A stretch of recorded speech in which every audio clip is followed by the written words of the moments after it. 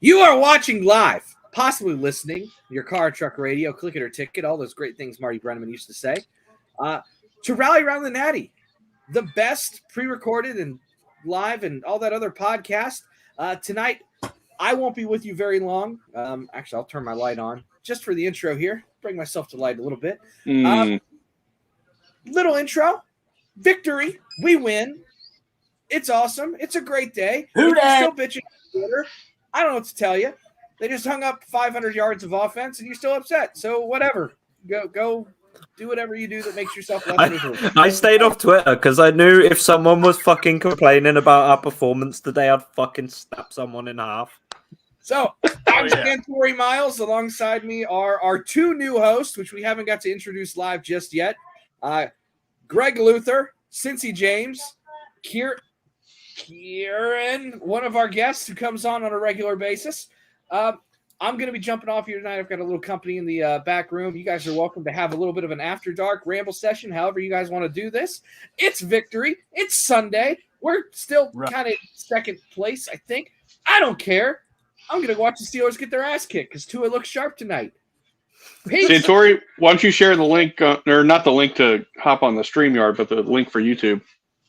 Why don't you share it on Twitter? Link for YouTube? How do I do that? I don't do this shit. I'll look for it. Start talking. All right, so W. That's always a plus. Joe Burrow put up 501 total yards of offense, 481 yards, I think it was, of passing. God. Yeah, for those of you out there saying, "Oh, Joe Burrow, that was a fluke season," you can suck on that right there, pretty much. Not to sound like Kieran and all that and stuff, but I mean that dude, Kieran, man, if you want to fire, what do you have a message for the fake fans out there, Kieran? I'll let you handle this. If you are somehow a Bengals fan and not on board with Joe Burrow and haven't been on board with Joe Burrow since like the 23rd of April 2020, you're a fucking fraud. Go support the clowns, go support the squealers, go support the fucking ratbirds, go support another fucking team so we don't fucking want you. This has been my quarterback since 2018. I am a Bengals fan because of Joe Burrow. I am a Bengals fan because of LSU. So if you think I'm going to be like, oh, well, he started the season slow and be a fucking dope about it, no fucking thank you. Joe Burrow is a bad man. He is the best quarterback in the league. Jamar Chase, best wide receiver in the league. Logan Wilson, for fuck's sake, best linebacker in the league. Trey Hendrickson, animal. Sam Hubbard, animal. Chido Awuzie, animal. We got Daxter Hill, Cam Taylor-Britt. We are fucking stacked. And I didn't even mention T. Higgins, Tyler Boyd, Joe Mixon, Chris Evans, even that little fucking midget Trent Taylor returning kicks. He finally held on to them all today. I'm so fucking happy. So if I have to listen to some fucking dope come out and be like, well, they scored too many touchdowns. Oh, well, we didn't look great. Mixon didn't have that many carries. Shut the fuck up. We blew them the fuck out. It wasn't even fucking close. Marcus Murray who? Drake who? Kyle who? Yeah. No one knows who those fucking frauds are. The only guy on the team doing anything was fucking AJ Terrell. And he can't fucking carry an entire defense by himself. He's 190 pounds for fuck's sake. So I am sick of anyone acting like, look, victories are not easy to come by in the NFL. If you go out there without a plan, you're going to get your dick kicked off. We went out there, we fucked them up. We were the best team. We're the fucking Cincinnati Bengals. We're going back to the goddamn Super Bowl, and this year we're fucking winning it. Boom! Boom! Can't say anything else other than that. Do what? Want to add on to that? Let's see. Yes to everything Kieran said. Yeah. I mean, yeah. Joe Burrow looks like Joe Shiesty. He looks like Joe Burrow, EAUX. He looks like every nickname we've got for him. That's what he looked like today. He was moving in the pocket well. He was finding the open receiver. Tyler Boyd had 100 yards before halftime. Jamar Chase had 100 yards before halftime. Jamar Chase ended up with 2 touchdowns. Boyd ended up with over 150 yards receiving. Then T. Higgins, they tried to get him over 100 yards on that last drive, and it just didn't happen. I mean, they even commented on that after the game. I think he had 93 yards. 93. But how do you stop the offense? I mean, unless they stop themselves.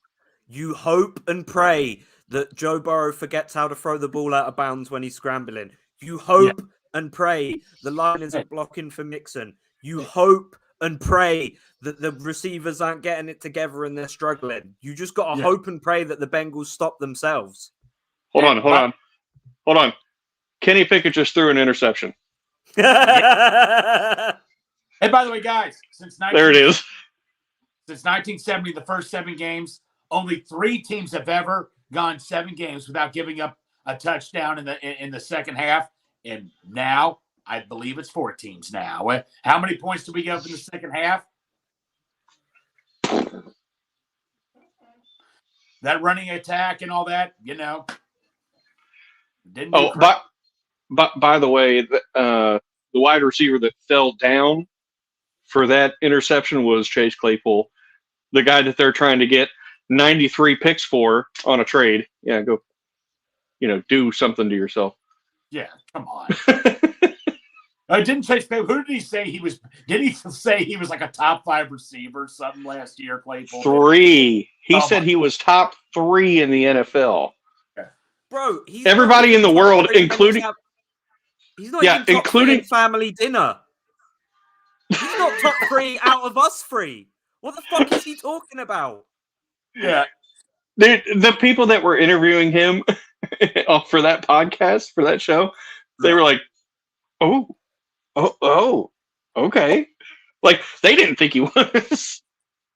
No, but by the way, LaShawn McCoy, you trying to compare Kenny Pickett to Joe Burrow? I'm waiting for your response right. Someone fucking compare him and Kyle Trask the other year. And when Kyle Trask last year at fucking Florida, I nearly fucking threw my laptop out the window when I saw that shit. Here, hang on. I gotta throw up real quick after that. Blah! Sorry. Had to throw up after hearing that. Goodness gracious. Yeah, I mean, the comparisons are just... It wasn't LaShawn McCoy. I think he did say... Well, look, he came out of Pitt, so of course he's trying to back up his... quarterback or whatever. But to make something like that, I mean, come on, man. I mean, I think he was trying to get it. His nickname's Shady, right? So that take was shady. There you go. Well, that it all adds up. That's conspiracy. That all adds up, man. It all adds up. But I tell you, like I say, man, everything went well. I mean, the only really bad play we honestly had was Eli Apple giving up the touchdown. But Cam Taylor-Britt came in. And how well do you guys think he played? He looked all right. I mean, yeah, he made some impact plays. Yeah, I say start him. I mean, I do want to say as well. I know. Sorry, I think my connection's fucked because everything's delayed. Eli Apple, he got really toasted by Damiere Byrd, but he just had 3 minutes to sit on the sideline after like a 11-minute drive. So I'm not really actually holding that against him. Dude was fucking tired. There you go. Yeah. Yeah. Like I say though, man. I mean, the running attack. I mean, the thing with you when you're a running team, you're killing off clock. The Bengals did the smart thing by receiving. Like, look, they're a running team. We need to get out in front of them as fast as we can because when you start running the ball, trying to score, you're going to kill off clock. They kill off like what? That one touchdown they got. They killed off like 8 minutes of clock time. And we scored like 3 touchdowns in 3 minutes or 3 or 4 minutes. I mean, if that was their mentality and all that, then you can forget it pretty much. Hey, oh, sorry. I didn't mean to cut you off. Go ahead. Go ahead. No, go ahead, James. I was just going to say, I don't know how to put comments up on my phone, but we do have a couple guys commenting. Joe Johnson saying, Icy Shiesty's back. He said he's got a couple thoughts. Can we start calling Burrow the best QB in Bengals history? Certainly the most talented. And number 2, Burrow has to be in the discussion for MVP. Yep. Yeah, absolutely. I agree with that. I mean, And then Crypt, like Crypt also said, "Who day, gentlemen?" And I want to give a shout out to Crypt real quick. Go ahead, Greg. Yeah, no, Crip, absolutely. Hey, Crip, big shout out and all that. But like I say, Joe, like everybody, like my one buddy who has Joe on his fantasy team saying, the Pittsburgh game, oh, your boy sucks and all that. He had a sucky game, or people telling me this, people telling me that. Oh, he's having a bad year and all that and stuff, or some even like saying this, and this. I mean, come on, man. I mean, he was just starting out slow and all that and stuff. He had a new offensive line. The offensive line did give up 2 sacks, but that offensive line looks solid. If you notice, how many times was he in the shotgun with no running back in the backfield helping him out? Yeah. Haven't you guys noticed that? He had an empty backfield in shotgun formation, and he was finding guys wide open left and right all over the game, man. Yeah, and I mean, well, and you look at all these other quarterbacks in the league right now. You look at Aaron Rodgers. You look at Tom Brady. Tom Brady put up 3 points today against the Panthers, right? Or who was it that they played? Yeah. Was it the Panthers? Absolutely. Yeah, it was the Panthers. Yeah. They put up 3 points against the Panthers. Goodness gracious. I feel like going to Kieran's point earlier, I feel like we could put up 3 points. Goodness gracious. I feel like Kieran could kick a field goal. Yeah. Yeah, I can. See? Absolutely. Told you. Yeah, exactly. But I want to know this. What's the update on Trey Hendricks? I think, no, Santori told me earlier he always gets like either his back or his neck hurt. He might just be a little achy, but anything with your neck, man, that's scary right there. I mean, they said it would. They said it was a stinger, and that he hopes that he's going to be okay for next week.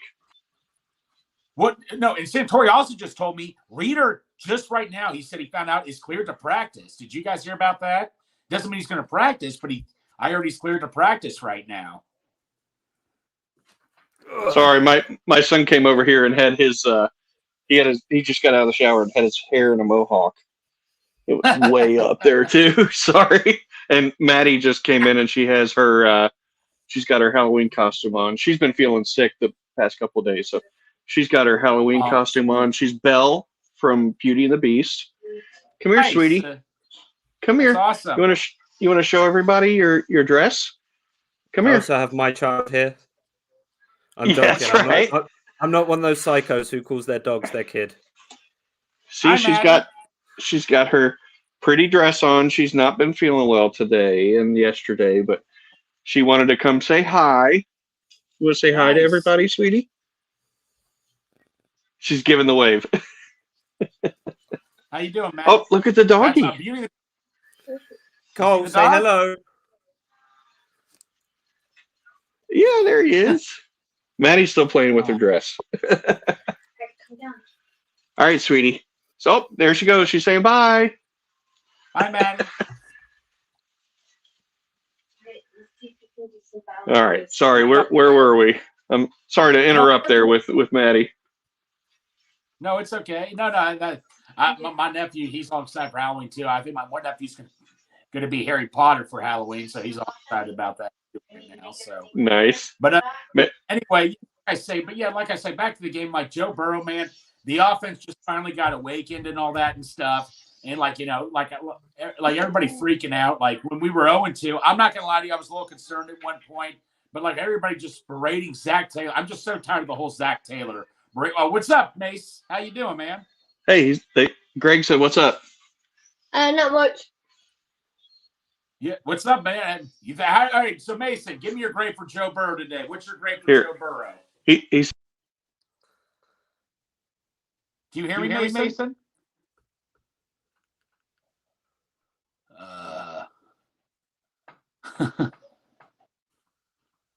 Why can I hear myself? Yeah, I can hear you. I can hear you too. I hear my. This is weird. Okay. No. What's your grade for Joe Burrow today? Oh no, that's what I can hear that. I can hear the echo.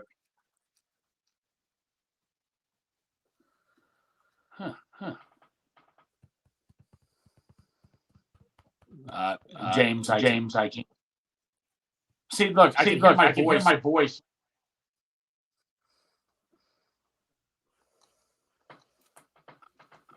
Okay. What's happening? What's happening? I can't hear you, James. Karen, can you hear me?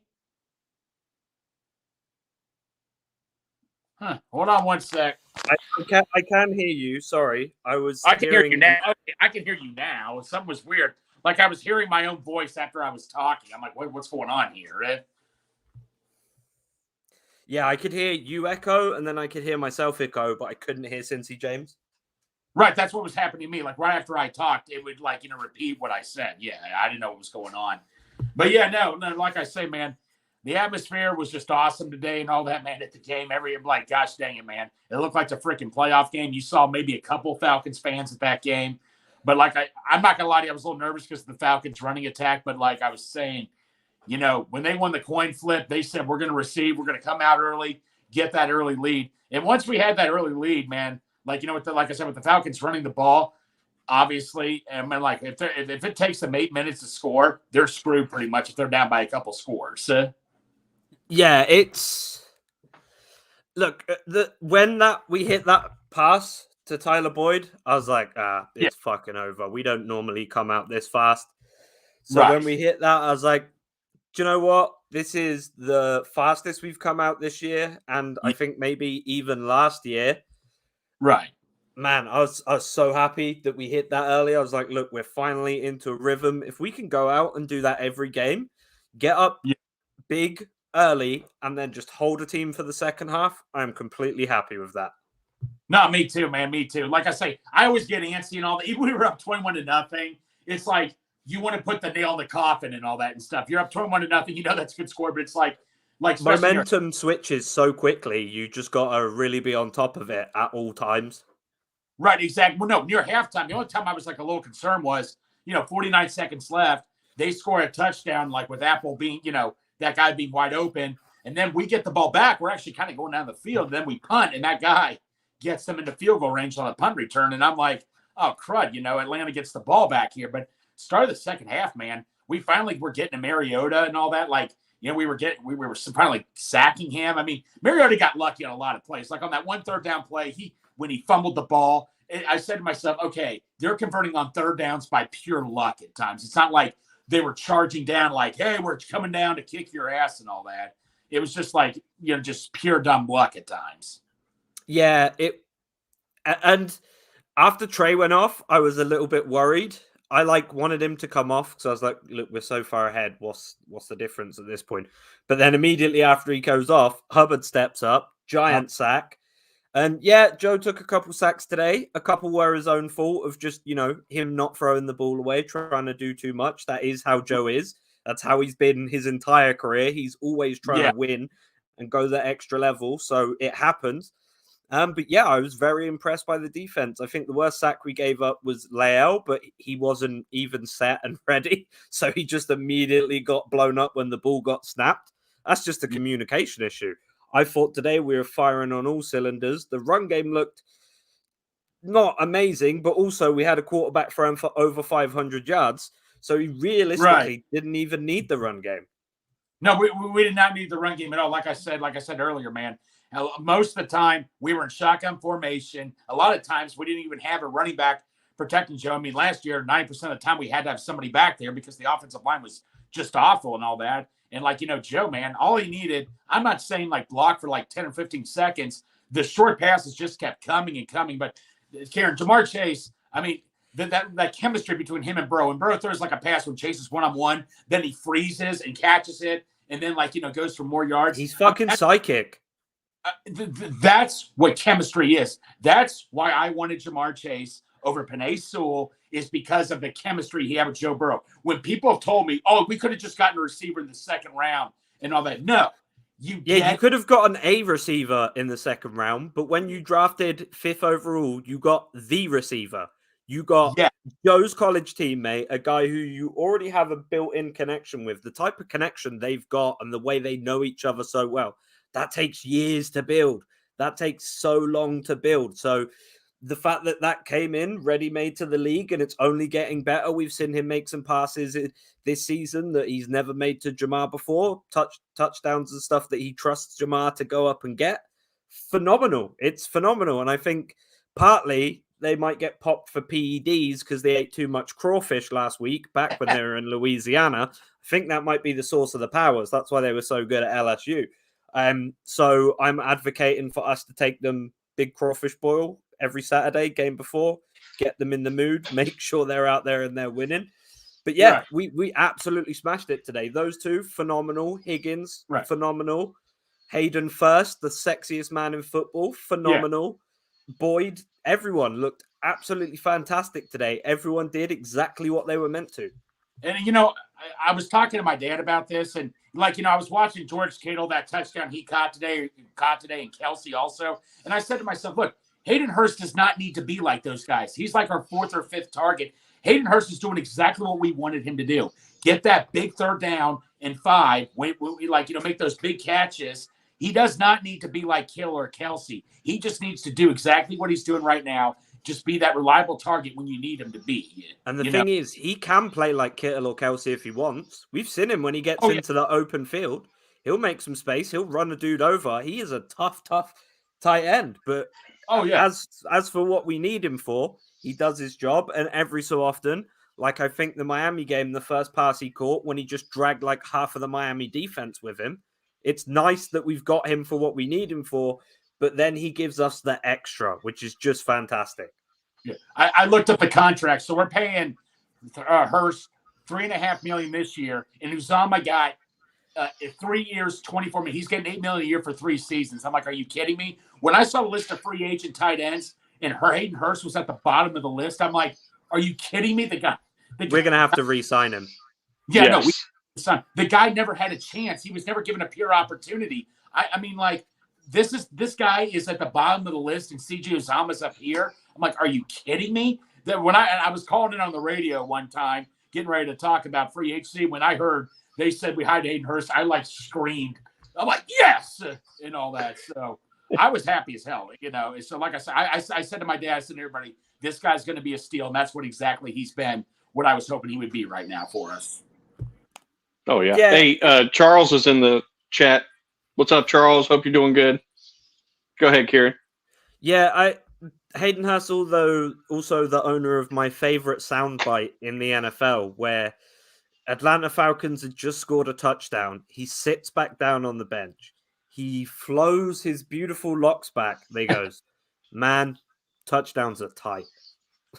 And I was like, it's just amazing. He was like, looking at his teammate, he's like, yeah, man, touchdowns are tight.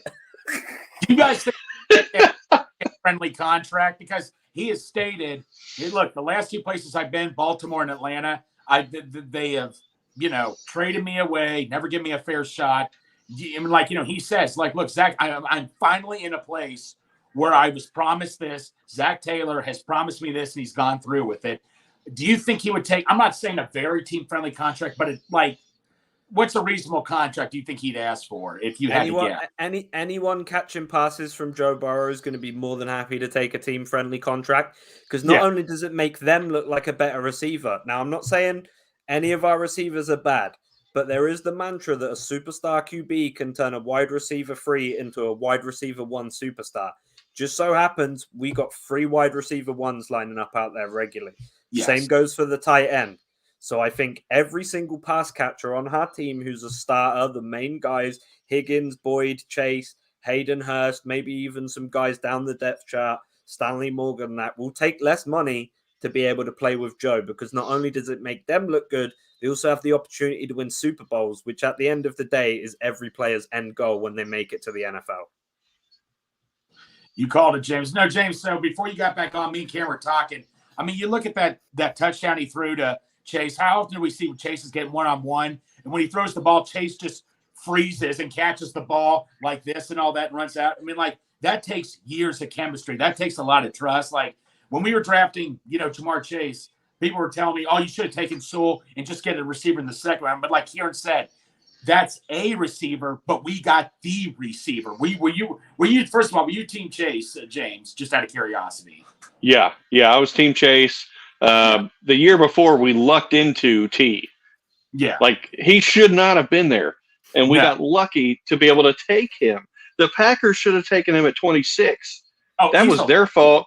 They're reaping everything they sowed from that draft, and now they've got like I don't know, us three playing wide receiver for them right now for the Packers. Yeah. You know, but Who have they got but Romeo Dubes and like some other Alan guy off the Lazard. street. Yeah, Alan Lazard. Yeah, Sammy it's Yeah, bad. it's tough. But you know, to Jamar Chase, yeah, I was Team Chase. You know, he's him. He is the man. He is gonna be a top 2 receiver in the league for 10 years. And that pass in the first quarter, it was a simple pass, but it's a timing pass because Joe Burrow threw it. Jamar Chase wasn't really looking. He turns around because it was a back shoulder throw. He turns around and then he's got it right here and he catches it easily. And I'm like, oh my gosh, we have the best wide receiver in the league. You know what? How did we get lucky? You know what, man? Have you ever seen the movie Angels in the Outfield? I know that. Have you ever seen that? They're picking him up and eating a pillow. Yeah, with the Angels, he's like, I was like that announcer. How did he do that? Like, you figure he'll be. I get used to this. I'm still like in awe. Like all those throws Burrow was throwing to Chase and all that between 2 defenders when he like makes the leaping back shoulder catch. I mean, like I felt like that baseball announcer. How did he do that? I still get in awe, amazed how that just connection they had with each other and all that. I mean, that's the reason why I wanted Jamar Chase. And you know, people still try to tell me, "Oh, if we would have had Sewell, we would have won the Super Bowl." I'm like, yeah, give me a break. Yeah, it's not Joe and Burrow being, or Joe and Chase being together for 2 years. This is basically 5 years worth of chemistry. Yes. This Also, is what you get. Isn't fucking Sewell a left tackle? Yes. So he wouldn't have been needed because we already had a starting caliber left tackle last year. Right. But see, that's my uncle who hardly ever, a family member who hardly watches football. He just said, well, look at the year Sewell had. Yeah, okay, he did well as a rookie. But what are the Lions doing right now? I'm not trying to rip on And the guess Lions. what happened? When they played him in preseason, not at left tackle, he looked fucking dog shit. So, like, we would have put him somewhere else. He would have sucked. And then people would have been like, well, the Bengals messed up their draft. They should have took Chase. So there's no fucking right answer. Yeah. Oh, no, Kira, when people were telling me, my uncle came up and told me, what's this I hear Chase is not catching the ball? Remember when that dude on Pro Football Talk said, oh, Chase will be better off in the XFL? I want to go find him right now and just say, I mean, dude, he should have lost his job just for making that statement. You almost wonder if Chase did all this stuff on purpose to throw everybody. I don't think he did, but you almost wonder.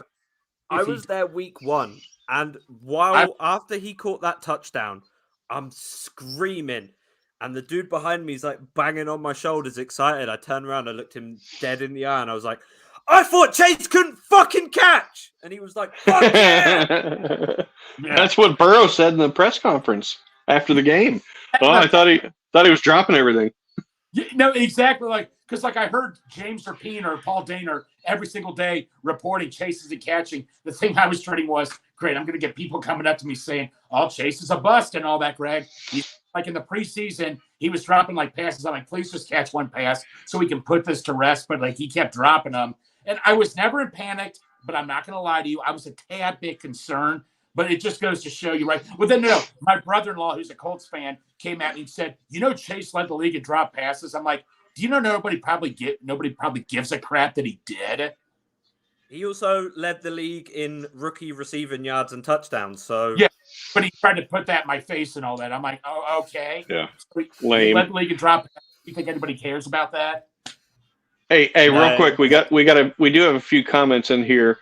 Joe Johnson, Rowan in his oversized Jamar Chase jersey that looks like a damn nightgown. Thank God he'll grow into it. Says Houday, Rowan. Houday. He also said, on to your point, no Sewell. The line looks 100 times better than last year. Jamar looks like a top 3 receiver in the league. Offense is humming. I wanted Sewell, but wasn't crying when we drafted Chase. Right. I can't lie. His drops did have me worried, though. Which I get it. I understand. But I wasn't panicking. Yeah. I wasn't even concerned. Like people were like, oh, he keeps dropping shit, and I was like, and it's not Sunday. Like, Yeah. he's gonna turn That's it true. up when it's Sunday. I was like, Well, he didn't get a like- lot of heat because he said the striping of the ball or something. it's like a the different ball's size. It's easier to spot when there's like the spinning white, I guess. Yeah. But like, it was just an irrelevant point because I was like, I'm Yeah. not worried until he starts doing this on game day. It's the preseason. I don't fucking care. Yeah. He's going to play. He could have been horrendous in the preseason. I mean, he had one catch across three games he played in. He looked fucking terrible, but I knew he was going to turn up on Sunday, so I just wasn't worried. No, Garen, you had every right to say, I thought Chase couldn't catch. Like I said, I had my cousin's husband. I was posting how I like Chase so much, and he says, "Oh, he was the third or fourth best receiver in the draft. The Bengals screwed this up." I'm like, "Look, I respect your opinion, but where in the hell did you read he was the third or fourth best receiver in the draft?" I think someone had Devontae Smith, maybe in one thing, but never in my. Devontae Smith is 6'1", 150 pounds. He should not be in the NFL, and that's not a lie. That's what he weighs. Ja'Marr Chase. Literally the only negatives I saw anyone ever put pen to paper about was that he struggled with drops, because he kind of did. But when your last year in college, you have 1,700 yards, 20 touchdowns, well over 100 catches, and you are just terrorizing everyone. Yeah. But someone else is better. Fuck off. Have a word for yourself. The only guy I think you can even compare to in the drafts of the last 3 years is Justin Jefferson. And guess what? And he was the number 2 on that team. He was, and people forget that. Justin Jefferson is fantastic. If we had him, we would be banned from the league because we would simply be doing illegal things every single week with what our offense is doing. You'd have 60,000 people in the stands witnessing murder every single game.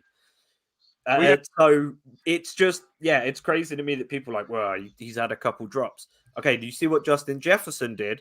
Okay, now prepare from a guy who's not only faster, but a lot fucking stronger and a lot more physically gifted. Yeah, way bigger. Well, no, and Karen, this is the best of them all. I supported Dalton. I mean, deep down inside, I knew he needed to go, but I still supported Dalton. But we finally were getting Joe Burrow and all that. When we we almost blew it against the Dolphins by almost winning that game. And I was like banging my head against the wall saying, "Are you kidding me here?" and all that. But anyway, like when we finally got Joe Burrow, I was telling all these guys I know that were anti-Andy people, I'm like, we got Joe Burrow. Like, no, Greg, we need to trade back and get offensive linemen and get Trevor Lawrence next year. I'm like, first of all, it's hard as heck to get the first pick. Second of all, you start out, any expert will tell you start out with the quarterback, and they all said that I'm lying, that I'm full of crap and all that and stuff. Any expert will tell you start out with the quarterback. And why would you not take fucking Joe Burrow? Let's be honest. He come off a 60 passing touchdown season, 5,000 plus yards. He had 5 rushing touchdowns. He only threw 4 or 5 picks the entire season to 60 touchdowns. And I know, Bailey Zappi did 62 touchdowns, but he's playing against fucking WKU's opponents. Meanwhile, Joe Burrow, week in, week out, besides week 1 when he played Georgia Southern, he went against NFL-level defenses because that's what the SEC is. He could process faster. He could make the throws. He was fantastic. So the fact did it against Clemson, too. And you get these fucking idiots. Look, I get that Herbert's a fantastic quarterback, but when you get these fucking morons who are sat there going, well, I actually wanted Herbert anyway, or I wanted Tua Tagovailoa. Like, bruv, no, you fucking didn't. If Joe had fallen to you, you would have fucking taken him. You'd have came all over yourself and then been like, Joe fucking Burrow. That's what you would have done. You're just saying this because these guys. They would have finally gone back and watched the tape of Joe Burrow because they hadn't watched it yet. And then they would have been like, oh, God, we got a damn good one. LSU was just disrespected as a passing school, but like in terms of systems we run at college, we were very run first. We had guys like Leonard Fournette, Darius redacted because I don't want to say that scumbag's name. We've had these absolutely fantastic running backs trickling into the league for years. We've had fantastic wide receivers trickling into for years, despite the fact we only had quarterbacks throwing maybe 15 passes a game at most. So like when we get two very talented guys from LSU who changed LSU's offensive identity. When you do that, when you are so good that you make a school change its entire offensive identity just off the basis of what you can do, come on, man. Yeah, thank you. Hey, Crypt had a comment. He said that the people that wanted Sewell were probably having flashbacks of John Ross when it came to Chase. Yeah, probably. And I totally understand that. John Ross put just a bad taste in everybody's mouth. Number one, he couldn't stay healthy. Number two, when he was out there, he had one good game, I think, with the Bengals. Yeah. One. And then Jamar Chase sent Rashad Breeland to the Shadow Realm, and nobody was worried anymore. Look. Yeah. I'll be straight, guys. I was screaming. I was happy we got John Ross. I thought he was going to change that whole offense. I sold 2 bottles of Blanton's to get a John Ross, which I've told you, and I hate that flashback. And like I thought John Ross was going to change the whole offense. But when you look back at it, he had a lot of negatives coming out of college. The only positive thing, if he did, James. 2 bottles of that. Thanks, James. But no. But like I say, if he didn't run that 4-1, he ran it 4-1 or 4-2. 4-2-2. Yeah, because before that, he was considered a second-round pick, literally. But so it just goes how much to show. I'm glad. I mean, he obviously didn't work out. But Chase put up way better numbers in college. Chase is like a run. They say Chase looks like a running back. When I saw him standing with him, it was him, Waddle, and Smith. Chase, man, was like built way bigger than all those guys. He looked like he's a running back. He's a receiver who's also a running back, pretty much. I mean, you don't find that. One expert said he reminds him of Julio Jones coming in the NFL. I think that's a fair comparison, although Julio was a little taller, if I'm not mistaken. But I thought that was a very fair comparison. Julio is literally the last relic keeping Alabama fans clinging on to them thinking their wide receiver It's fucking adorable. You put Waddle and Smith in the league in the past 2 years. Meanwhile, the 2 LSU receivers that they put into the league are the 2 best receivers in the league. All the records are held by LSU receivers. The first guy to 2K in the least amount of games, Odell Beckham. Then shortly behind him is Justin Jefferson and Chase, who did it in the exact amount of fucking games. We just run the fucking league when it comes to wide receivers. I don't know why people even bother talking. Like I say, and another thing, you look at that draft class that 1 year, it was a very high offensive line class. Like after Chase and Waddle and Smith, it was a huge drop off after that. Like Rashad Bateman, Elijah Moore or Terrace Marshall. No offense, Karen Deere, to Terrence Marshall. I just think he had a bad quarterback situation. I truly believe that, but it was a huge drop off where you had a bunch of. Now, obviously, we screwed up with Jackson Carman. We could have easily. Creed Humphrey was a guy that he wasn't really high on my list, but we could have gotten Creed Humphrey, who's the top-rated center in the league. We just, we whipped on Jackson Carman, but it was a deep offensive line class that year too. That's why it also made sense. Yeah, there was a lot of options to take. I think maybe trading back with the Patriots in the second round was the wrong decision because there was a couple of really, really good offensive line pieces still on the board. Is it Tevin Jenkins? The guy who looks like just any kid who sits in the library, but he's the most violent football player when it actually comes onto the field. He's fantastic. We could have gone after someone like him. I just think, it's hard. Jackson Carman, when we drafted him, we didn't put him in the spot he'd just played his past 3 years at college either. So he was set up to fail from the start. And obviously, there's certain other things why we don't want him on the team, so we can go ahead and be happy that, that stint's over. But, last draft with like Dax Hill, Cam Taylor-Britt, Cordell Volson, we drafted very, very good. It's not often you get a tackle that late in the draft, a guard, who can then come out and be a starting guard. Like, that doesn't happen that often, that late from an FCS school. You know, Yeah. the Saints went and got Trevor Penning, a guy who was getting blown up by 190-pound corners at the Senior Bowl, which, you know, great for a tackle to be doing that. So we missed on that, but we went out, we got late round guys. We've been really good at accruing talent recently, and I think just we are set up for success in the future. We don't need to draft realistically for the next 3 years, the way everyone's contracts are going. But we're going to bring some guys in the draft who are going to outperform their draft stock. It's happened with Logan Wilson. It's happened with T. Higgins. Even though those guys went comparatively early in the draft, they've played out of their damn fucking minds. So, you know, we are in a very good place right now as a team. I wish people would stop focusing on, slow start. Oh, our record doesn't look great. Doesn't fucking matter. Our record looked dog shit this time last year. It was towards the end of the season where we brought the thunder. Everyone started playing good. Eli Apple, Jesse Bates, the guys who had question marks around them really stepped up towards the end of last season and in the playoffs. And that's when we need them. I am happy to start every season 0-2 if it means we can finish strong and hit the playoffs with momentum and gusto on our side. I'm happy to do that. I'm happy to sit through those couple of weeks where every idiot on Twitter thinks, you know, we should fire Zach Taylor or Joe Burrow's lost it because of one bad game. I'm happy to sit through all that. I tear my hair out right now, which I can't really afford. This shit's falling out like it's on fire. Look at that. God, I didn't want to say anything, but no. Bro, I got an M on my head. What is this? I got an M on my forehead. But Guys, I wear a hat all the time. that's why I wear a hat said, and all that "Look." too. Oh, stop. Still it, looks Shane. better than mine, James. But James, like, come on, man.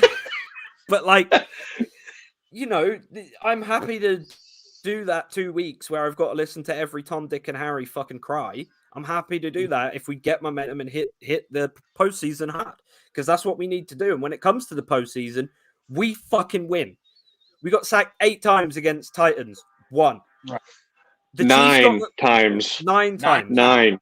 9 times. We beat the Raiders. The Chiefs fucking got the ball for OT. We beat them.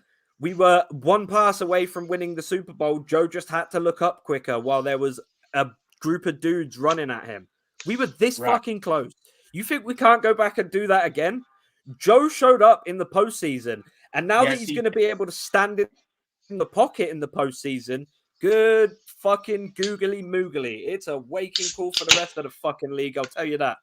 Yeah. In the last 5 games, we've had. I know there was one game that was not very good in terms of points produced, but you got 27, 27, 30, and 35. That sounds like we're coming on. Yeah. I think we're good. But I got to bring up the Browns right now. Obviously, the Browns have a bad record, but we got to be a little realistic here. Browns still have a good offensive line, maybe one of the best offensive lines in the league. I believe Chubb is the best running back in the league.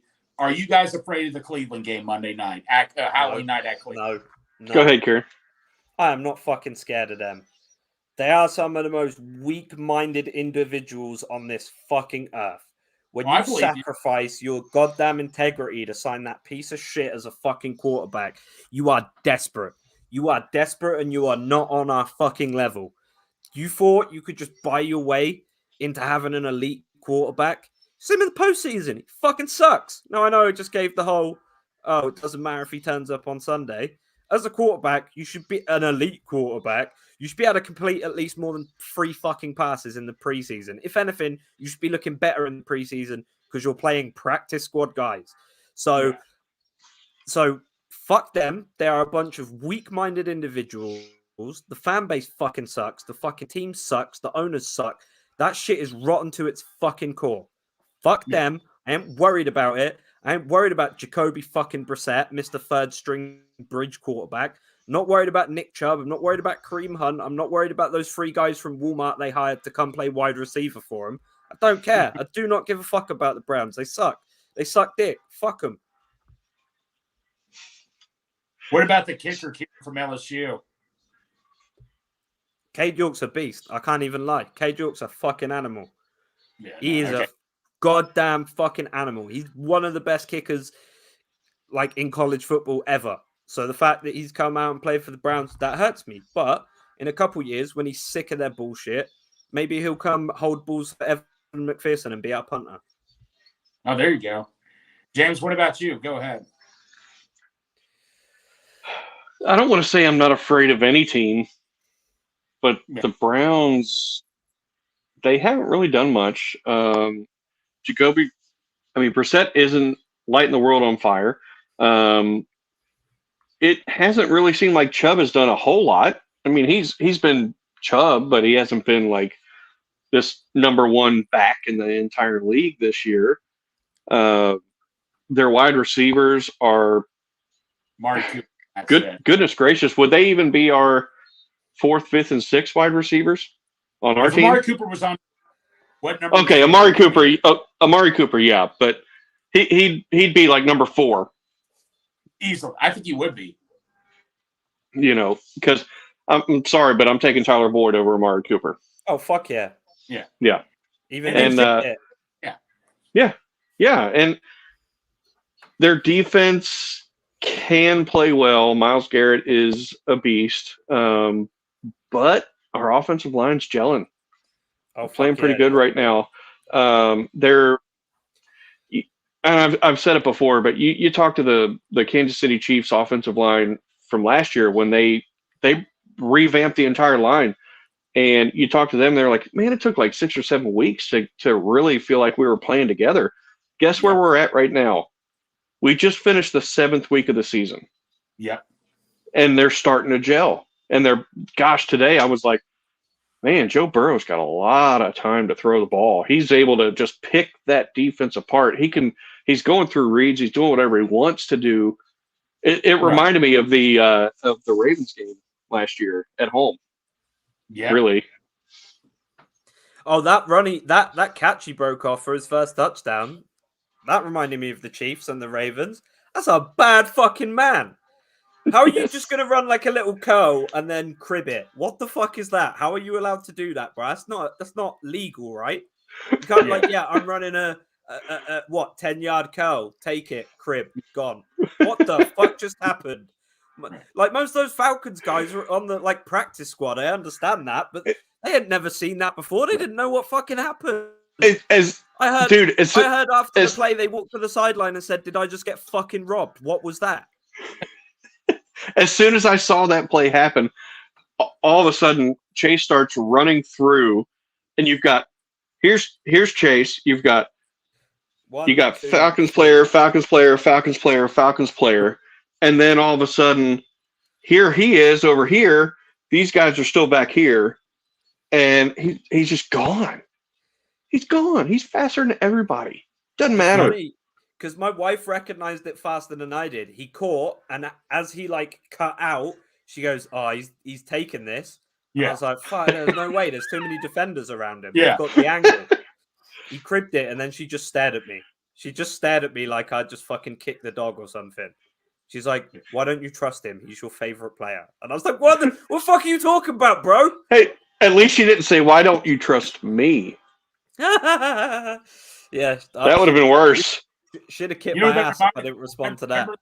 Remember the Water Boy where he's looking at game tape? Oh, he fumbles the ball. Oh, he's got plenty of time to pick it up. And that's kind of like Chase probably could have done that. Drop the ball, pick it up, and still outrun everybody on that field. Yeah. Yeah, he's a goddamn animal. Okay, Pickens just made a really nice catch. I'm not going to lie. Pickens is a good receiver, but he got so much hype just for pushing over off-balance corners. I don't get what the hype was about that. It's 13-9. They're getting ready to try to kick an extra point. But yeah, he 1, 2, yep, he's in.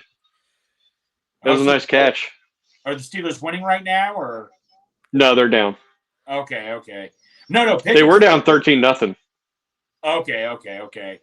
Yeah, but like I say, the Browns. I've told everybody this. I hate the Browns more than I hate the Steelers. I know we were supposed to root for them today because of the Ravens and all that, but you guys need to understand something. Even before the quarterback they traded for, I hated the Browns. Like this one Browns fan. Don't get me wrong. There's a couple Browns fans that I do have respect for, But like I say, it just takes this one fan. Like other Browns fans are saying, we're still the best team. We're going to go 8-8. Trent Richardson's going to be the best running back. Brandon Whedon's already a better quarterback than Andy Dalton. Like over the years, you're just hearing the same crap over and over, and I'm just sick of it. I'm sick of it. That fucking moron bringing up the pre-merger championships. He's like, oh, well, we don't count at AFC championships. And I was like, my guy, what do you think the championships were called before the merger and the Super Bowl? Yeah. It's called the AFC championship, you fucking moron. What the fuck are you talking about? Yeah. But he's got no clue. He's talking about 1964 and back. Right. Is what he's talking about. Pre-Super Bowl, which nobody cares about pre-Super Bowl stuff. Nobody. Nope. That's why they have the stats in the Super Bowl era. It's not compared to before because it's not the same damn game. No, it ain't. Let's think about it. In a year, you pass like maybe 4 times a fucking game. You also played there were like 8 teams in the league. Yeah, you could still horse collar, face mask, all of that shit. It was not the same game. We could easily say, hey, we won the World Series in 75 or 76. That's half a century ago, okay? I'm happy for the history, but it's half a century ago. I don't care anymore. Also, technically, if we get real technical, that's not even the fucking same Browns team. The Browns moved to Baltimore in is it 99? 99. The Browns didn't come back till 2002. So if he's trying to get real fucking technical, right? That team can't even. Well, that team could just about legally drink. Oh no, it can't even legally drink yet. So fuck them. What just got me was experts are saying, "Oh, Joe Burrow should not play for the Bengals. Look at their history. How come nobody said this about Baker going to the Browns? I mean, you talk about you talk about the Bengals and all that. Look at the Browns. How many quarterbacks have the Browns had since the year 1998 when they came back? I literally think it's been over 20 quarterbacks. And they are. It was like 23 on Baker so hard when he got him out of that 2-year winless slump. When he went on, he caught the 2-point conversion. He balled the fuck out, and they're like shitting on him now because he felt disrespected. Which by the way, got him a playoff win. Yeah, exactly. He almost got. If you guys watched that Kansas City Chiefs game, I was nervous. Luckily, that was a smart play to Tyreek Hill to win the game. If they would have gotten the ball back, they would have won the game and gone to the AFC Championship. I mean, I hated Baker with a passion, but the Browns found a way to make me feel sorry for Baker. They found a way. That's what they do, finding a way, finding the impossible way to be. I don't get it. Yeah, and it's crazy because you've got these absolute galaxy-brained fucking Browns fans who will be like, well, Baker's not perfect either. He got a blowjob at Cheesecake Factory. You know the big difference? That shit was fucking consensual, my guy. Yeah, it might not be like super great morals that he fucking cheated on his wife, but if you've seen her Instagram post, she looks annoying as fuck. I'd probably cheat on her too. So all these motherfuckers just talking about how like Baker somehow being morally reprehensible because he got Suchala Mink under the fucking table in a Cheesecake Factory need to shut their fucking mouths. It's crazy. You know what I think of, man? This is what I think. In that episode of The Office where Stanley just totally confronts Michael and all that, and he just says, everything you do is stupid. I say to myself, you can't possibly make it any worse. And what do, damn it? You find a way to top it. And I'm thinking to myself, that's like literally talking to Jimmy Haslam right there. I mean, I would not have trusted Haslam when he said that a homeless man said, draft Johnny Manziel. He said that was a sign and all that and stuff. So you're going to take a homeless man's opinion to take Johnny Manziel? That right there says I have no faith in you whatsoever. I'm sorry. Yeah. Bro, Johnny Manziel shouldn't have been drafted by the indoor league, let alone a fucking super professional billion-dollar organization. You'd be fucking high. You're like, oh, a guy who had consistent struggles throughout college with substance abuse. Well, we brought him to the league, gave him millions of dollars and absolutely no support system. How did that go wrong? Oh, what a fucking surprise that went up the fucking pan. Because sometimes the Patriots do it perfectly, by the way. They will sign a player who's had behavior issues and they'll make sure they're scheduled. They have a team employee watch them. They make sure they are documenting where they go so they're not getting fucked up and they're not doing stupid shit. Browns just can't fucking hack it. Don't give a fuck about their players. Right. No, when he told his coach, hey, I'm going to Vegas, and his coach said, have fun. And I'm like, That's it right there and all that and stuff. And, I'll never forget, Kieran, I don't know if you watched the Bengals. James, you remember this?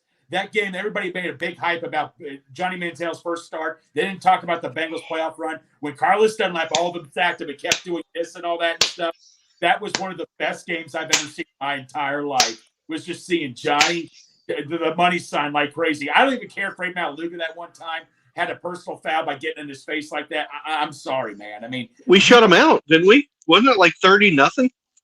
I forget what it was. I think they scored like one touchdown near the end or something. I just remember them making a big deal. Like, we were in a huge playoff run, and they did not once bring up the Bengals. But when they did that money sign, man, I'm sorry. That was one of the best games I ever watched. It's like when I think it was Texas A&M maybe. Drew Yeah. Lock was at Missouri and he scored a touchdown and he walked to the sideline and he did his Oh, gosh. celebration. And then Texas scored right back to win the game, and the Texas coach went, Hey, hang on real quick. We got Dale in the chat. man, like Dale. What's What's up, Dale? Hey, somebody text Santori and maybe they can send Dale a link if he wants to hop in. I'll send Dale the link right now. Yeah. Hold on for He might want to hop in. Of course, I can't put him in. I don't have access. I'm on my phone. I can't don't know how see to- the thing at the bottom, but I think maybe Luther can do it. I don't know. Maybe. But yeah, just send him a link and maybe we can text Santori and tell Yeah. Santori to hop him in because he had to hop me back in. Yeah, I sent him the link on over, so he might be able to see it. Okay. But get Dale in here. He said he wants to. His throat's still struggling. Just wanted to jump on the chat. Fuck you. Okay. Dale. Okay, cool. I wanted to hang out with another buddy of mine, bastard. That's actually an insult in the UK, so continue to use it. Fantastic behavior. but before that, What's an insult? Wait. Yeah. This? Peace? Yeah, so when the British used to fight the French, we had invented longbows long before them. Sorry, little tangent. And when you draw a longbow, you draw two fingers. Uh-huh. And because we wreaked havoc on them, whenever they captured longbowmen, they'd cut these two fingers off. So before every battle, the longbowmen would line up along castle walls or the front line of the battle and stare down the French and go. So if you do that in the UK, it's just as offensive as flipping someone the bird. So are you offended or can I keep doing it? You can keep doing it. I don't give a fuck. I ain't Okay, French. there we go. But like, And the good thing is we're kind of in America. that's another one. So we do that a lot. Do you do that here? Which one? That? Yeah, it just means wanker. Well, do that like No, we Kinda just got do that. that. Yeah. Like if someone cuts you off in traffic, you go fucking wanker. Oh no. That's the middle finger. I do that Whereas a lot, and nobody gets it. They just think I'm throwing up gang signs. I was gonna say, or as my grandma does, this was years ago. She got so mad at somebody when she was driving, she went like, and we're like, Grandma, what are you doing? She's like, I'm flipping them off. And I was like, no, you're not. You're telling them they're number one. You are not flipping them off. Some dude nearly runs her off the road, and she's like, number one guy at merging on the highway. You're so good. Yeah, that's my grandma. God love her. But yeah, so this game, 15 seconds left in the second half or the second quarter, 13-10. Miami's kind of driving. They are at the 33-yard line. Second and 15. There you I don't know go. if you guys are watching or not. Oh, now it's first down. Or not first down. No. But they got out of bounds. So How many I seconds don't left? they got 11 seconds left. So Close. I think they're going to kick a field goal here after this down. It's 3rd and 12, so they'll try to get a little closer, Okay. get out of bounds. But anyway, dude, what about Trey Hendrickson played well. I know he got hurt, but Trey Hendrickson played well. Sam Hubbard played well. Joseph Osai getting in there, getting that sack. Oh, yes, it was so great. Oh my! When I heard Osai's name, I'm like, hallelujah! and all that. So who did who filled in for Logan Wilson today? Wasn't it Bashai or whatever his name? Who was the guy Bocce? that filled in? Bach, yeah. I didn't see him like watching the broadcast. I didn't see or hear his name called at all. I don't remember hearing it. So I'm not sure 100% if he actually played or not. I know they elevated him. That's Right. the thing in the NFL. Sometimes you won't hear guys' names even when they're doing their jobs correctly because they're Yeah. just, Well, what was that whole thing when T. Higgins? We thought he had a touchdown, but they thought he fumbled because, like, why did the Bengals rush so quickly to do a play? Because I didn't know what type of play they were trying to run. Were they trying to rush the play because they thought it might have been a No, fumble? he did I not thought fumble. That's what it was when you said it because, like, they might have just been like, fuck, let's get a play off quickly so they can't review it in case they thought it was a fumble. So I don't know if the guys on the side thought it was, but it definitely wasn't. Yeah, it was not a fumble. He actually He looked like there was an argument where he was in. So Yeah. He was in. and he the only time he fumbled was after the ball crossed the line. So regardless, it was either going to be he was down short or it was going to be a touchdown. It wasn't going to be a fumble at all. There was no way. We're so confident. They're like, look, we can sacrifice it down here to make sure they don't challenge or anything. And that's exactly what they did. They run it up the gut with Joe Burrow and all that. And I said, I don't know why they don't do that so more often on 3rd and 1. Tuck it and just sneak up the middle. I mean, so many of other quarterbacks do that on us. I just don't know why we don't do that more often. Hey, real quick, I'm looking at the chat. Dale said it was more Akeem Davis, Gaither, and Bailey getting those snaps for Wilson. Oh, okay. And then Champ Day said that he thought it kind of looked like a TD too. I thought it was. I thought we should have thrown the challenge flag personally. I also thought we should have thrown the challenge flag earlier in the game when we were at the one. I think it was Boyd who got it, and when you looked at it from above, it looked like it crossed the plane, but I guess the booth told him different. Ended up punching it in, but okay, yeah, but yeah, like I said, that Algie guy, he was kind of getting me nervous a little bit because he was pounding up guys. But in the second half, we were clogging him. We were clogging him up in the second half a lot more. Like Tyler Algier is a bad man. Well, he was getting 4 or 5 here, but a lot of times we were cutting it down to 2nd and 8 and doing this. And like Mariota, when he gets out of the pocket, I mean, I'll say this about Mariota: he's never lived up to his potential because he was a top pick in the draft. But he still can be a game manager type of quarterback. He could still be a little dangerous for you, but he's not going to be the type of guy that's going to throw the ball like 30 or 40 times a game. That's just not how he plays. He's a phenomenal athlete. He's just never managed to put it together in any meaningful way. Exactly. Yeah. Exactly. Yeah, it's one of those things. You have quarterbacks who come into the league every so often who are these mad athletic prospects and just pan out to be nothing. Marcus Mariota's made himself a little career. It's nothing phenomenal. It's nothing fantastic. But he's got so many millions of dollars in the bank that him and his kids never have to work again. So, good for him. Go out and get it. Yeah, Andy Dalton, same reason right now. I mean, Andy Dalton could be a 5-year that he could play 5 more years as a backup, easily making like, $2 or $3 million a year. And like he made like $96 million with the Bengals. He literally does not need to work, but he's going to make every couple million he can until he knows he doesn't have enough left. And you know what? I want to go to bed to Dalton. He kind of played like the grilled cheese sandwich I thought he was. He threw the 2 pick sixes, but he still threw for over 300 yards and all that. Got like 3 touchdowns. To me, 4 touchdowns. What's that? He had 4 touchdowns. 4. Okay, that's the grilled cheese sandwich right there.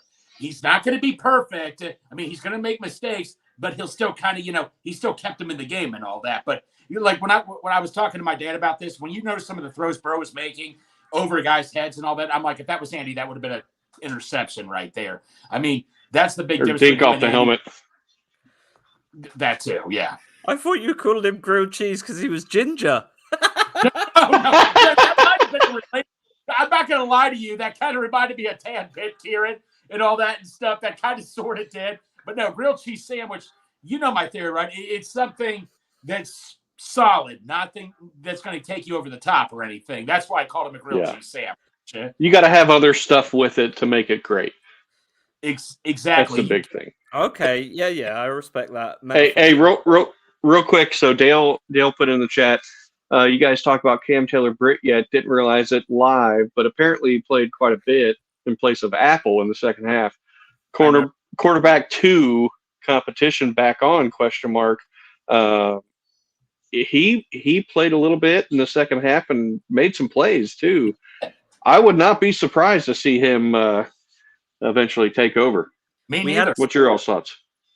Yeah, he looked good. I think obviously Apple got really badly burned by Damiere Byrd, but like I said earlier, just had an 11-minute drive. Dude was fucking blown out of his ass. He probably couldn't breathe properly, just hella tired. And sometimes when you've just done all that for 10 minutes, you're just going to come out a little bit sluggish and a little bit sloppy. That happens. So yeah, Cam Taylor-Britt come in and feel well, but we can't forget Cheeto, a massive stop on Kyle Pitts. Oh my God. Big boy play. Big boy play. I mean, Kyle Pitts is a big dude, and Cheeto's not a big guy either. And hats off to Cheeto, man. That was the biggest steal. You could argue that's one of the biggest steals of all time from when we paid him and all that. I mean, William Jackson is asking you to get traded, and we got Cheeto, Hilton, and Apple all cheaper than what we would have had to pay William Jackson. And I'll still never forget people telling me we screwed up by not retaining William Jackson. And then I know people were crying at it during the game, but when Cam Sample held the shit out of Kyle Pitts, that was the smartest thing he could have done. I know they scored later, they got extra downs or whatever, but it's second down, and you have to stop a TD. He didn't catch it, so it wasn't like they got to decline a penalty and keep a touchdown. No, he didn't catch the touchdown. You prevented it by any means necessary. So fair play to Cam Sample. He knew he's not keeping up with that dude, so he said, do you know what? I'm just going to fuck with him. So fair play to him. I want to shout him out for that. That was really quick thinking of him. Because he made it super obvious the way he grabbed him. He literally just pulled him backwards. Yeah, I know he did. Yeah. Heads up football. That's what he needed to do. That's it. Yeah, I'd rather give them an extra down than give them a touchdown right there because anything could happen at that point. They could fumble. They could throw a pick. Whatever. Give them the extra down. They haven't got a TD at this point.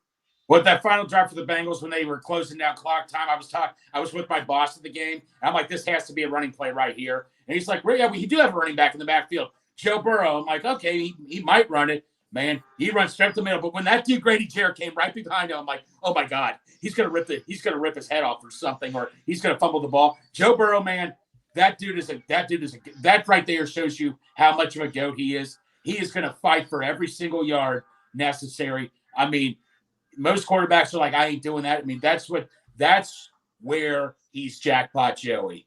That's where he is right there. I think we need to go back to using his name he got anointed with on the night he won the national championship. Big Dick Joe. That's the fucking guy. Over. 3 words, 10 letters. Just say them and I'm yours. Big Dick Joe. Yeah. Just say them and I'm yours. You know, people do that whole shit about three words, 9 letters. Oh, no, not 9 letters. 8 letters. I'm texting you that later, by the way. Yeah. Texting you that later. It doesn't rhyme as well because I had a real thing for Horse Cocklock when he was playing for the Broncos. That was phenomenal. Brandon Perner coined that name. He called him Horse Cocklock and had shirts made and stuff. I thought that was fantastic. Oh my God. Hey. Big Dick Joe just doesn't rhyme at all. Yeah, it does. With? Don't worry about it. Don't worry. Stop asking questions. Are you a cop? Remember this? We had Chad Johnson, Rudy Johnson. Who was our other Johnson? Jeremy Johnson. Remember there was a shirt out that says, we got 3 Johnsons and a big Willie. Yeah. And all that. I remember that shirt being sold. Big and Johnson all that. I'm Joe. like, oh.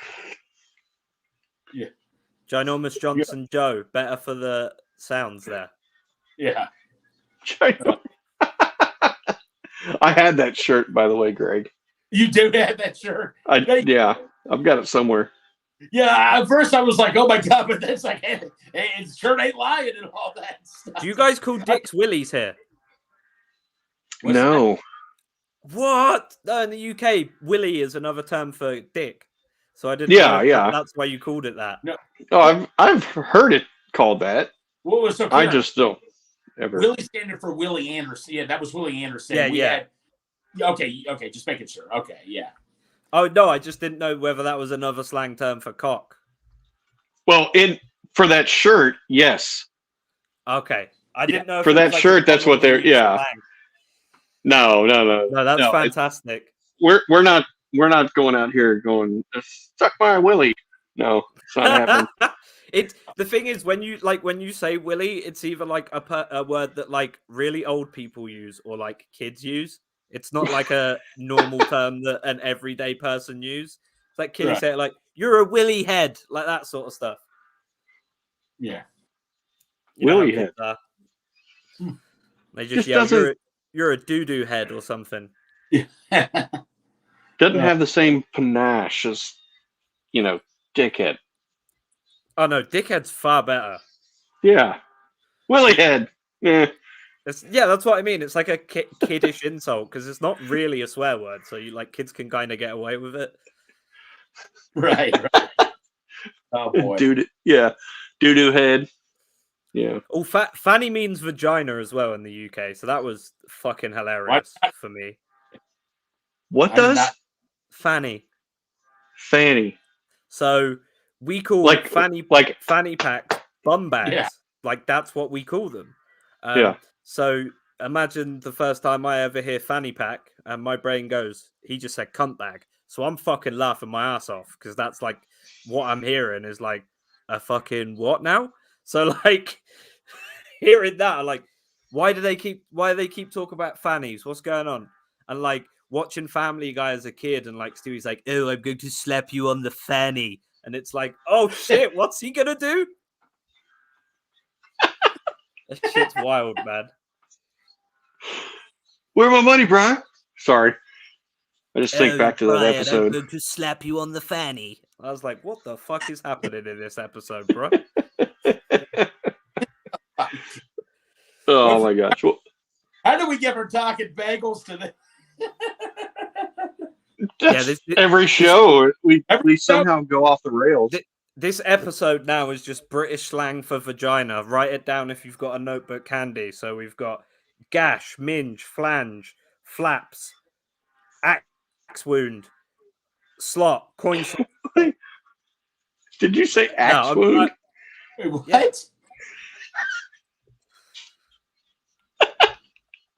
Not all fannies are God. created equal, my friend. Some look pretty messed up.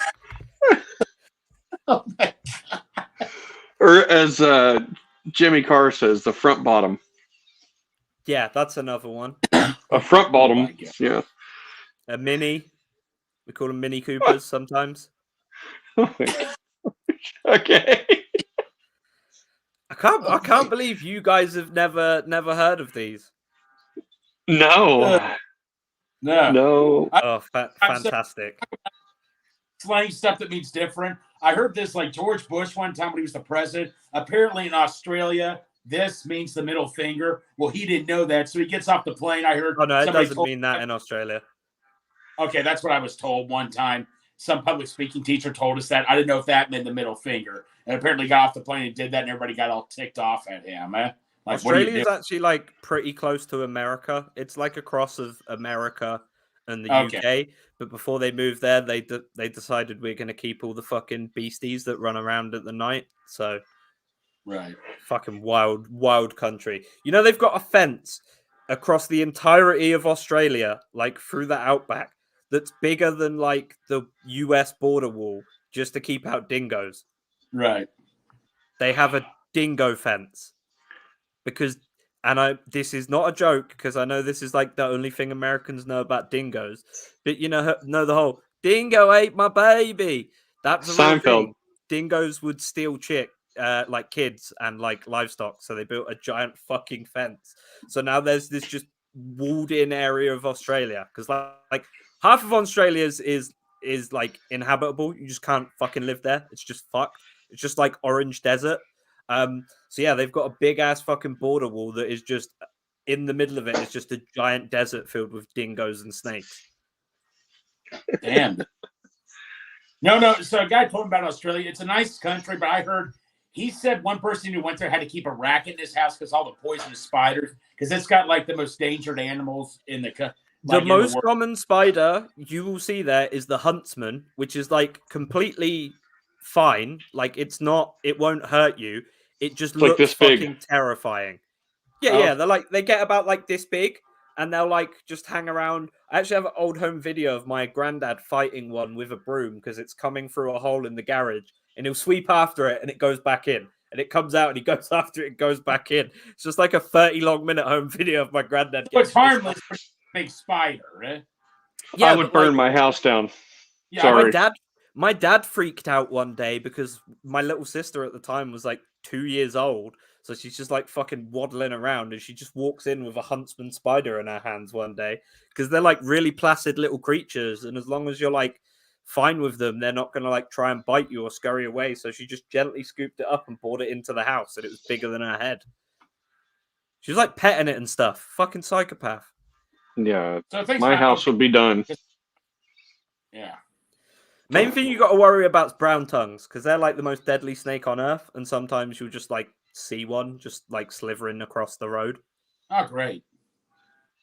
But like the amount of people who die in Australia from fucking poisonous animal attacks is like probably less than America. I know like their population is less, but like it's really drilled into you as a kid, like how to deal with them. Like as a kid in Australia, you know, you get those like hook things that snake people use when they're picking up snakes. Yeah, as a kid, I got taught how to use one of them in case there's ever a snake in the house and you need to get it out because it's poisonous. So, like, you're very much equipped to deal with these animals. Like, you know, you have your electricity box on the outside of your house with like your meter and stuff in. Yeah. Lots of redbacks, like black widow spiders, would get in there. So all of them have this like hole in. So you get like a raid or whatever, and it's like a straw that fits around the spray on the cap. And you drop that into the hole, and then you just hold the can down until it felt light. And then you'd open it up an hour later, and a bunch of deadly poisonous spiders would fall out dead. Oh, great. Australia's crazy. You could, like, sometimes it gets so hot you can't walk on the pavement because your shoes melt. Damn. That place is a lawless wasteland. It looks like Mad Max without the special effects. It's fucking nuts. So you would personally never live there? Never go back there. Shit's too fucking hot. Also, the seasons were reversed. So some like at Christmas, it's always the hottest it is all year around Christmas and January. But sometimes it gets to like August and it's just snowing, like in like the very northern tip of Australia. Like it will just snow sometimes. Like my friend's in New Zealand, it's like January and he's like, "Fucking hell, it's so fucking hot." And I'll just send him a picture of like a foot snowdrift just chilling in my back garden. He's like, "Yeah, it's weird that you guys get cold in winter." Fuck you talk about weird.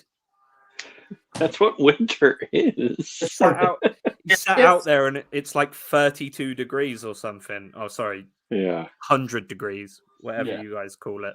Like it's just fucking nuts in Australia. But like cool place if you ever want to go there. But I just 32 Celsius is what you're talking. yeah, I would much prefer going to New Zealand though, because it's like a more temperate climate and there's no fucking poisonous beasties around every corner that's going to jump out and kill you. Isn't that where Lord of I the like Rings, that. New Zealand? Yeah. That'd be cool to visit, like some, like you know, where like some big scenes were filmed and all that. That'd be cool to visit. Sometime. They have more sheep than people, and the lamb they produce is so good. It's probably some of the best lamb you'll ever taste. Okay. So, Huh. also, when COVID happened, because they were like, "Ah, shit, we got to do a lockdown," the government just paid everyone 80% of their salary, so they weren't tempted to like go back out to work and try and make money. Right. So they were like, "Yeah, here's free fucking money," and then everyone just lived on sheep. Now free cash. All right. Yeah, no, New Zealand's a fucking cool place. I want to move there one day. I'll just have to watch football games at really obscure times, like Right. 8 in the morning. Yeah, I was going to say, man, yeah, watching Bengals games might be a little rough on you, but 8 in the morning, that wouldn't be too bad. I mean, I'd start drinking at 8. Yeah. Keg and eggs. They're all alcoholics in New Zealand No, anyway. Here, keg and lamb in the morning, buddy. There you go. Yes. That's actually a good fucking plan. Keg and Oh. Egg and lamb. My wife bought Goodfellas. Good. Oh, That's nice. not a bad pizza. Come show them, Taryn. Woo! Oh,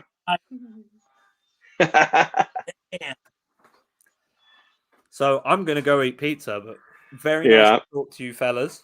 Yeah, I got to hop off here too, but I'm gonna hop off too. It was good talking to you guys tonight, though. Hell yeah. absolutely. Well, guys, we got to close out the show here. I mean, Yeah, well, thank you for hey, watching. Ralph and Matt, hey, brought to you by Brimminghorn Meadery. Go on their website.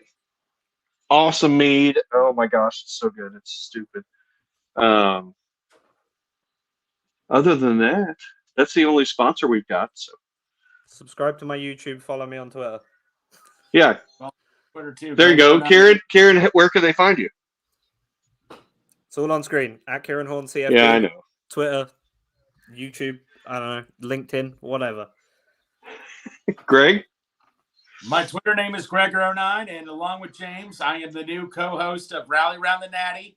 Catch us tomorrow when we talk about the game and all that stuff. It's going to be awesome. It's going to be fun. I will have more food analogies other than a grilled cheese sandwich, I promise. And you'll never hear the word Fanny the same again. Never. No, I won't. And I'm Cincy James. You can find me on Twitter at CincyJames83. Find me on Facebook, James Harrison Kaler, Koehler.